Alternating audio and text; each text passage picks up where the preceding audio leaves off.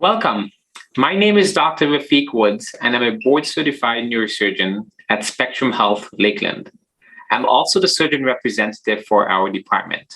And we want you to know that we value you as a patient, and we're committed to providing you with outstanding care for your upcoming surgery.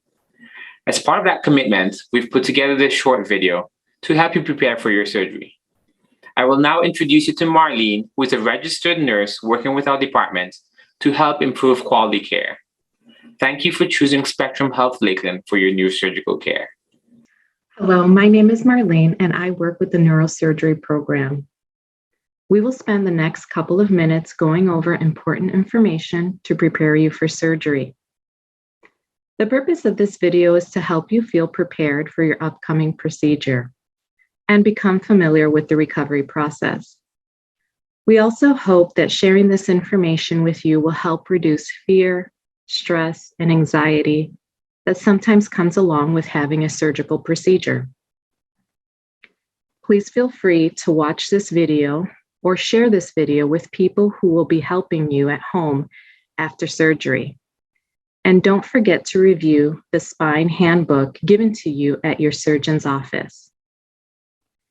You will receive physician's instructions specific to your needs to help prepare you for surgery. Please read through your surgery instructions and handbook. The surgery office will contact you to confirm your surgery date and time, along with the hospital arrival time 1 to 2 days before your surgery. Please plan to arrive to the hospital at least 90 minutes before your scheduled procedure. Please do not bring any valuable items with you. It is important to bring your identification card, your insurance information, and a list of current medications you are taking. You will also want to bring loose-fitting clothing to return home in. Preparing your home before surgery can make things easier for your recovery. Here are a few things to consider. Stock up on groceries and prepare some meals ahead of time. Do any loads of laundry you may have. It is important for your recovery to have clean clothes to wear, clean bed sheets, and clean towels while you recover. Set up a recovery area in your home, a place you know where you will be spending most of your time, and think about items you use often and have them nearby. That way you can reach those items without bending, reaching over your head, or twisting your body as you heal. Look around your home for any tripping hazards, such as extension cords, decorative throw rugs, or clutter that might get in your way when you are walking around your house that may cause you to trip or fall. If a walker is required as part of your recovery process, please keep in mind that a standard walker width is 24 inches.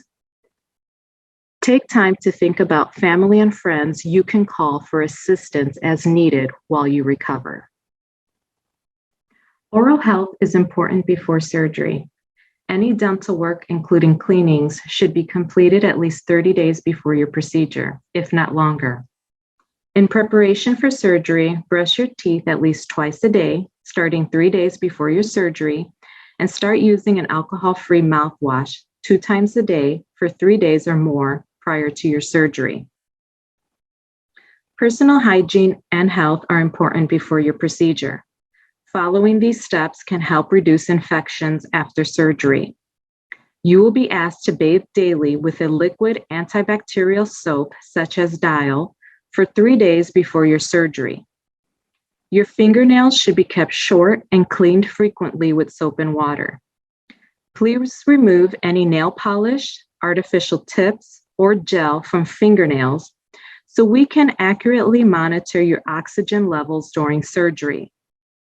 If you smoke, it is important to stop 4 to 8 weeks before your surgery. Smoking can increase your risk for infection, pneumonia, heart attack, and cause difficulty breathing. Do not resume smoking after surgery. If you are having a fusion type surgery, Any products containing nicotine may prevent your bones from fusing together. Avoid alcohol, marijuana, or THC containing products 2 to 4 weeks before your surgery. Alcohol can act as a mild blood thinner. Marijuana and THC containing products can interfere with your anesthetics and pain management after surgery. However, if you do use these items close to surgery, it is important to let your anesthesiologist know when you meet them. You have received instructions on when to stop eating and drinking. It will be very important that you follow these instructions. If not, it could result in your surgery being canceled or rescheduled. Do not eat any food after midnight the night before surgery. You can drink water until you leave your home in the morning and sips of water with meds. You will drink a carbohydrate-rich supplement before leaving for the hospital. Please follow the instructions given to you when to drink it. This drink will help your body recover by maintaining normal blood sugar levels, decrease nausea and vomiting, decrease muscle loss, and decrease constipation. You will use CHG wipes. These are antibacterial skin prep wipes on your body. Please follow the instruction sheet given to you on when and where to use these cloths. Do not use any lotions or deodorant after, as this may deactivate the active ingredient from the cleansing cloth. The use of these cloths is to help reduce the number of germs on the surface of your skin before surgery. When you arrive to the hospital, you can park in the parking structure and follow the signs to the main entrance. You will be directed to the admitting desk. When you check in, you will be directed up to the surgery waiting area. After checking in with the receptionist, you will be taken to a private room and asked to change out of your personal clothing into a hospital gown. Your clothing will be placed in a bag that can stay with you at the hospital. Plan on wearing comfortable, loose-fitting clothing you can wear home. In the prep surgery area, you will meet your nurse, who will get you ready by taking your vital signs and starting an IV. Your IV is where we will give you IV fluids to help keep you hydrated and give you medications through it. You will also meet your anesthesiologist before surgery, who will have some questions for you and review the type of anesthetic appropriate for your procedure. They will also manage your pain and nausea. Your surgeon will also meet you before surgery to review your scheduled procedure and answer any questions you have. You will be allowed to have one adult in the pre-op area before your surgery. Your family member is allowed to wait in the waiting area. There is a status board with a unique number identifier for each patient. Your family member will be provided with a special number identifier that helps them know where you are in the process. For example, when you're in the surgery room or the recovery area. There is Wi-Fi they can connect to in the waiting area if they wish to use an electronic device while they wait. When your surgery is over, your surgeon will go out to the waiting area and give your family member a brief update of how your surgery went. After surgery is done, you will be taken to the recovery room. This is where you wake up from surgery, and if you have any nausea or pain, it will be treated there. And we let the rest of your anesthesia wear off. The recovery period can take anywhere from 1 to 2 hours.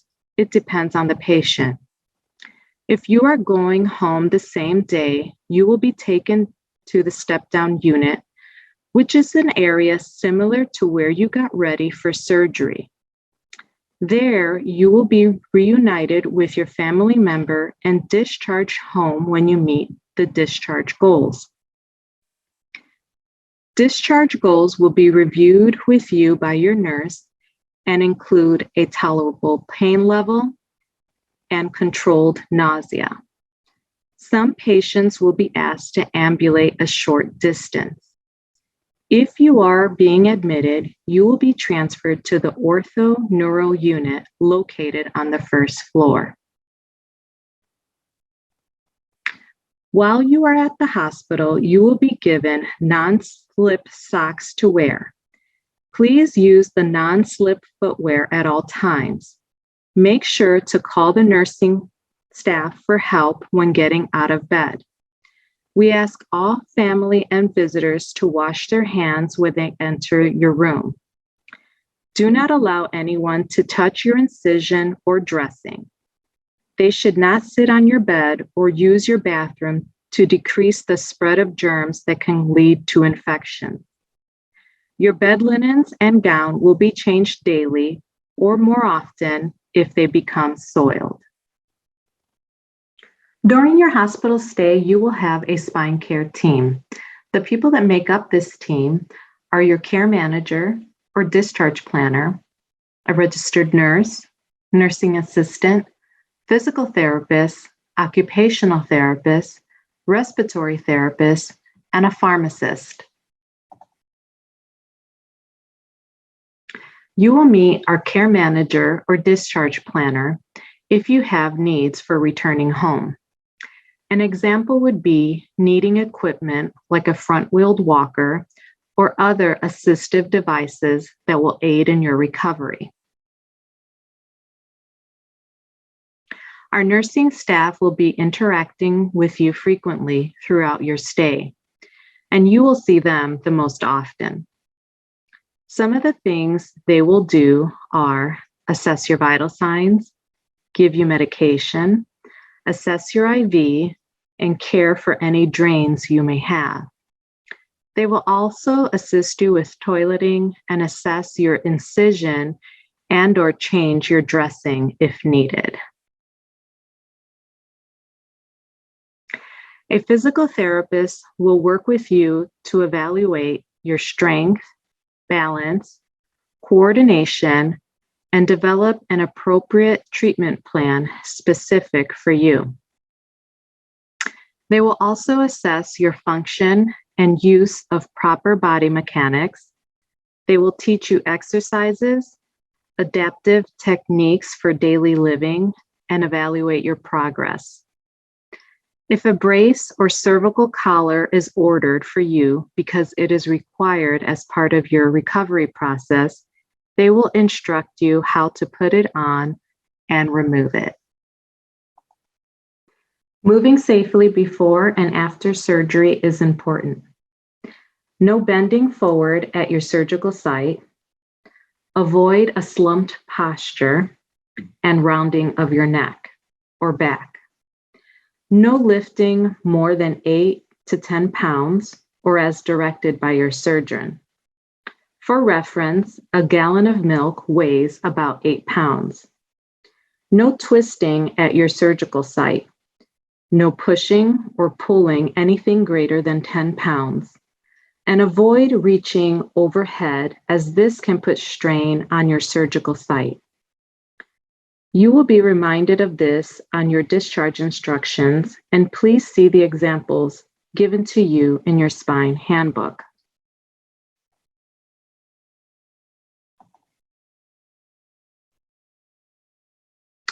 An occupational therapist will work with you on your daily activities, such as showering and getting dressed. They will assess how you are doing with these tasks. They will also make recommendations for adaptive techniques or equipment for you to complete these tasks independently as you heal. They will also discuss your home setup and identify any home equipment you may need and review how to be safe at home.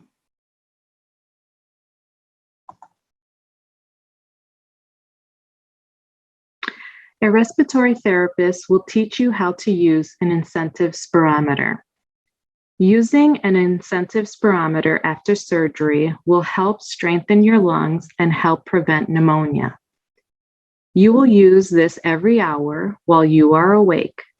If you use a CPAP machine at home, plan to bring your machine with you if your surgery requires you to stay overnight. A respiratory therapist will assist you if you need respiratory medications like breathing treatment. The pharmacy provides medications you will take during your hospital stay that are ordered by your surgeon. The pharmacist will review your medications and communicate with your surgeon or nurse if needed. New medications likely to be given to you include pain medication, a muscle relaxant, and a stool softener or a laxative. You will be asked to walk within 8 hours of having surgery. Walking early has shown to improve blood flow, it improves lung function, helps wounds heal faster, helps strengthen your muscle tone, and shortens your time in the hospital. While rest is an important part of healing, during the daytime, you want to avoid sitting or lying down for 1 hour or more at a time, as this can lead to stiffness and increased pain. Get up to a chair for all meals. Take short walks throughout your day as you can tolerate. You want to gradually start walking 2 to 3 times a day for 5 minutes at a time. Increase your walking by 1 to 2 minutes per walk each day as you feel stronger. Early walking is an important part of surgery to help prevent surgical complications, which include infections, pneumonia, blood clots, muscle spasms, urinary tract infections, constipation, and urinary retention, which is the inability to completely empty the bladder, which can be a common complication to occur after surgery and receiving anesthesia. Let's talk about how you can avoid complications and infection after surgery. Hand washing is the best way to help prevent infections. Wash your hands often and for 20 seconds at a time after the following task: eating, sneezing, or coughing, using the bathroom, touching your incision before and after, and touching pets. Anyone who comes to visit you needs to be healthy. If they are ill, ask them to delay their visit. Follow dressing instructions given to you at discharge. Do not apply creams, lotions, or ointments on your incision unless instructed to you by your surgeon. Use clean bed sheets, pajamas, towels, and washcloths. Pets are a part of many households, and it is okay to show them some love. Please know that pets can carry bacteria on their fur, so avoid having your pets near your surgical site, even when it is covered with a dressing. Avoid having pets on your bed, chair, or lap while your incision is healing. We suggest covering your favorite chair with a clean sheet or towel to ensure the surface is free of any pet hair. Please refer to your discharge instructions on when to remove your surgical dressing, as those discharge instructions have been tailored specifically for your needs. Do not submerge your incision in water, which means no swimming, taking a bath, or sitting in a bath, and no use of hot tubs for 3 to 4 weeks. Make sure to use a mild liquid soap for 45 to 60 days after your surgery. Do not use bar soap, as bacteria can harbor on the surface of the soap. Use a clean washcloth and gently wash around your incision first, then the rest of your body. When drying, use a clean towel and pat your incision first, then dry the rest of your body without going back over your incision. Do not share washcloths or towels with other family members in your household. Here are some actions you can take to prevent blood clots after surgery. Walk often and slowly increase your activity after surgery as you can tolerate, but nothing more strenuous for the first 2 to 4 weeks. Again, please follow your discharge instructions. When you are sitting in a chair, do 10 ankle pumps every hour while you are awake. You can do this by pointing your feet up and down. Also, you want to avoid long car or plane rides for the first 2 to 3 weeks after surgery. Avoid smoking, vaping, and tobacco use, as those can increase your risk for forming blood clots. It can also increase your risk for infection, and it slows down wound healing. Please refer to your spine handbook. After surgery, you will follow up with your surgeon at an office visit about 2 to 3 weeks after surgery. At your first visit, you will discuss things like pain medication and weaning off those pain meds.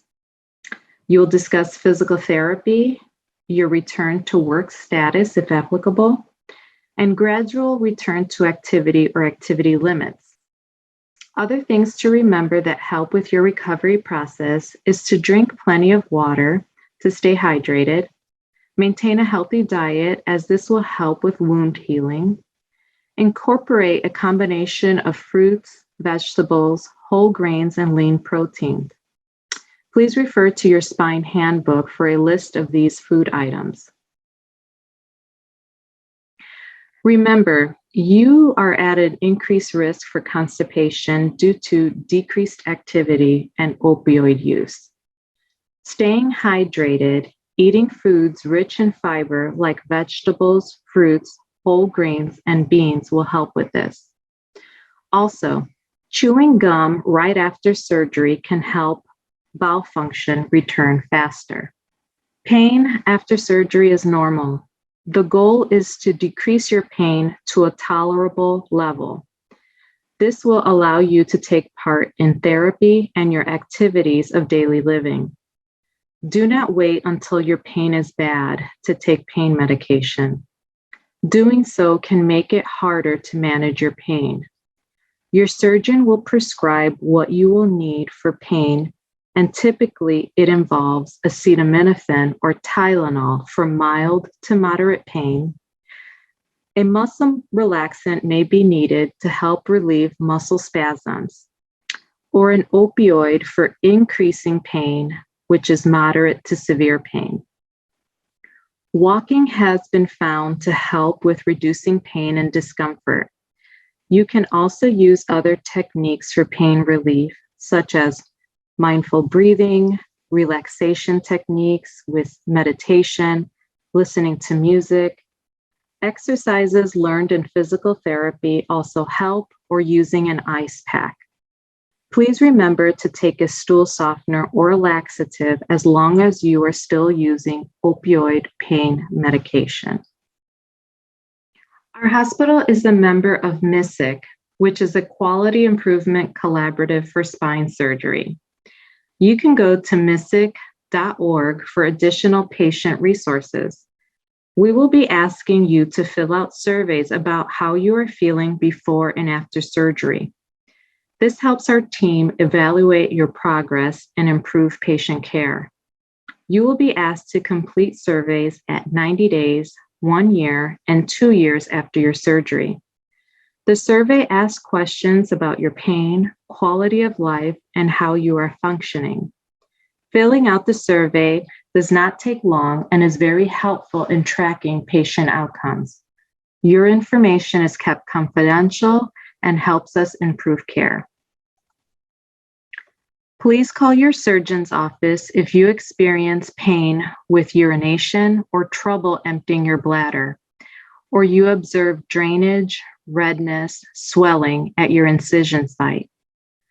Pain that is not managed with your prescribed medications, or you have no bowel movement for more than 3 days, or are experiencing abdominal discomfort, or having fever greater than 101 degrees or higher. Please call if you have uncontrolled nausea and or vomiting, any redness, pain, heat in your calf or thigh area. After surgery, if you develop shortness of breath, difficulty breathing, have chest pain, or stroke-like symptoms, or you have sudden loss of bowel and or bladder function, please go to the emergency department. We hope this information helps you feel more prepared and confident for your upcoming surgery.